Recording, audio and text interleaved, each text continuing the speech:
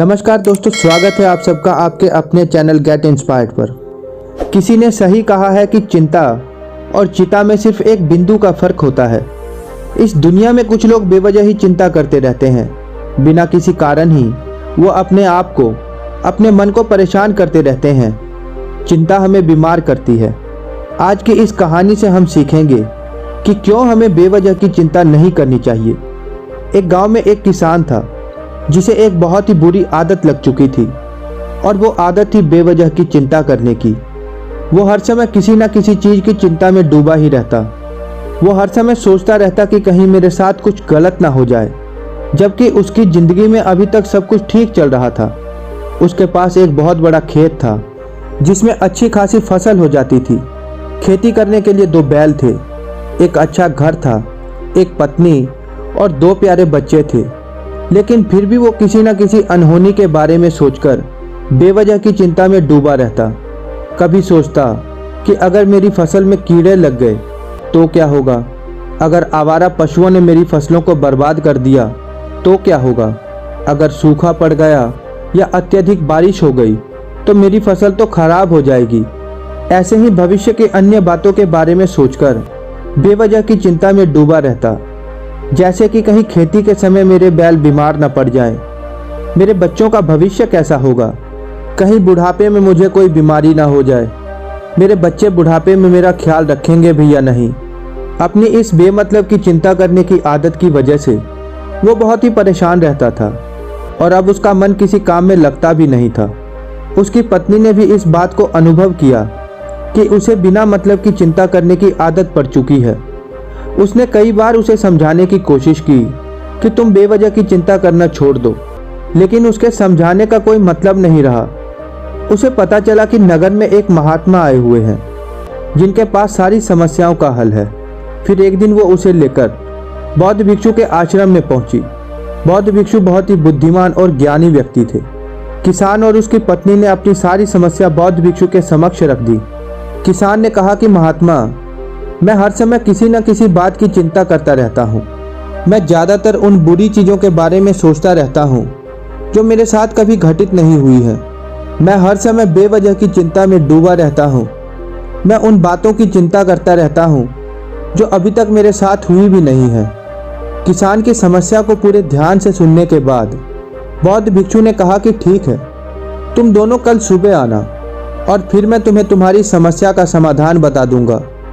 अगली सुबह जब किसान और उसकी पत्नी बौद्ध भिक्षु के आश्रम में पहुंचते हैं तो देखते हैं कि बौद्ध भिक्षु बहुत ही चिंतित अवस्था में जमीन पर पालथी मारकर बैठे हुए हैं, और उनके सामने एक दूध से भरा हुआ गिलास रखा हुआ है। बौद्ध भिक्षु बार बार उस दूध के गिलास की ओर देखते हैं और फिर कभी अपना हाथ अपने सर पर रखते तो कभी जमीन पर। वो बहुत ही चिंतित और बेचैन दिखाई पड़ते थे। ये देखकर किसान ने पूछा, महात्मा, आप इतने परेशान क्यों लग रहे हैं? आपके समक्ष दूध का गिलास रखा हुआ है, आप इसे पी क्यों नहीं लेते हैं? महात्मा बोले, मुझे इस बात की चिंता हो रही है कि कहीं इस दूध को बिल्ली ना पी जाए, कहीं कोई इसे गिरा ना दे या कोई गंदी चीज इसमें गिर ना जाए। इतना सुनकर वो किसान जोर जोर से हंसने लगा। किसान ने हंसते हुए कहा कि महात्मा, इसमें इतनी चिंता करने वाली कौन सी बात है? ये दूध ही तो है। अगर इसे बिल्ली ने गिरा दिया या किसी के हाथ से गिर जाए या फिर कोई गंदी चीज इसमें पड़ जाए तो आप इसे दोबारा से प्राप्त कर सकते हो। इसमें इतनी चिंता करने वाली कौन सी बात है? आपका चिंता करना व्यर्थ है, क्योंकि ना तो अभी तक इसे बिल्ली ने गिराया है, ना ही ये खराब हुआ है, और ना ही अभी तक किसी ने इसे पिया है, और हो सकता है कि भविष्य में ऐसा हो भी ना। किसान के मुंह से ये बातें सुनकर बौद्ध भिक्षु मुस्कुराए और बोले, मैं भी तो तुम्हें यही समझाने का प्रयास कर रहा हूँ कि भविष्य की उन घटनाओं की चिंता करना व्यर्थ है जो अभी हमारे साथ हुई ही नहीं है, और बहुत बड़ी संभावना है कि वो कभी होगी भी नहीं।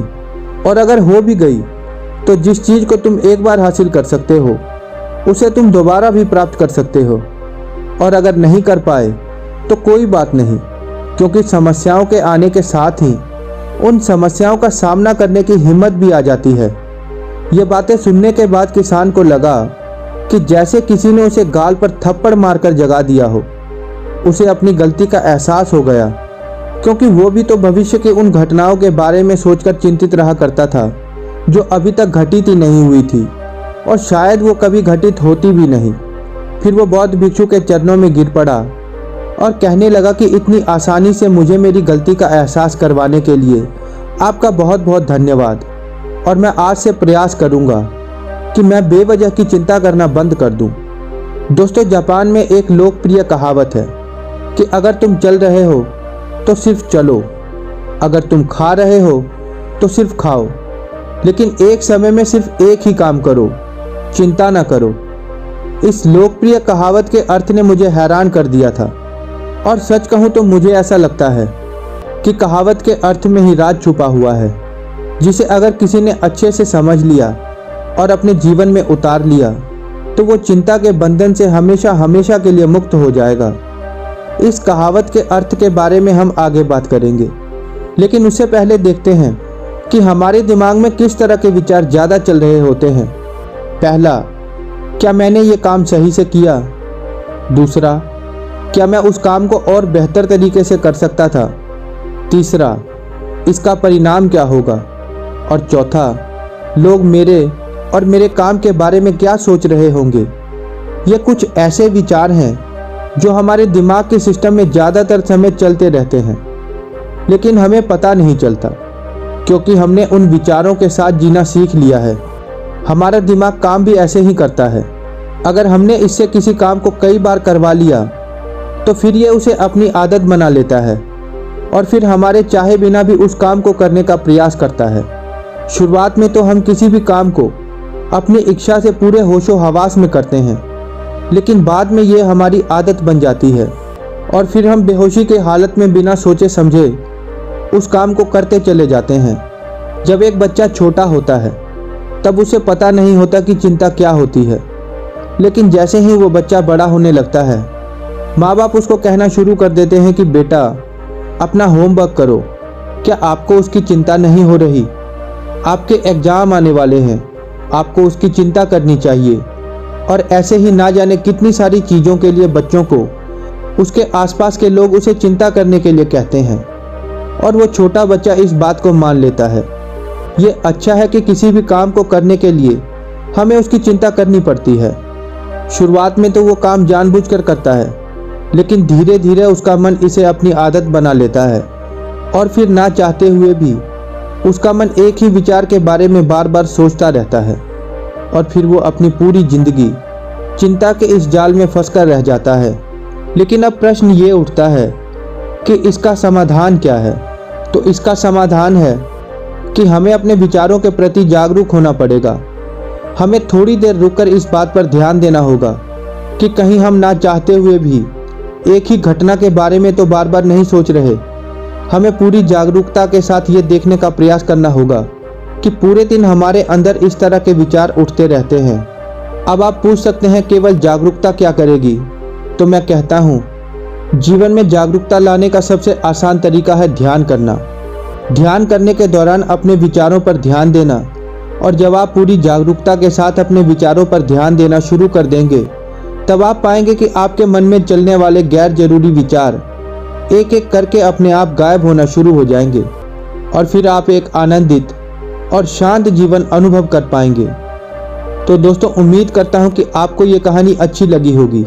दोस्तों, इस कहानी ने आपको कितना मोटिवेट किया और इस कहानी के बारे में आप क्या सोचते हैं, कृपया नीचे कमेंट बॉक्स में अवश्य बताएं। अपना बहुमूल्य समय देने के लिए आप लोगों का बहुत बहुत धन्यवाद।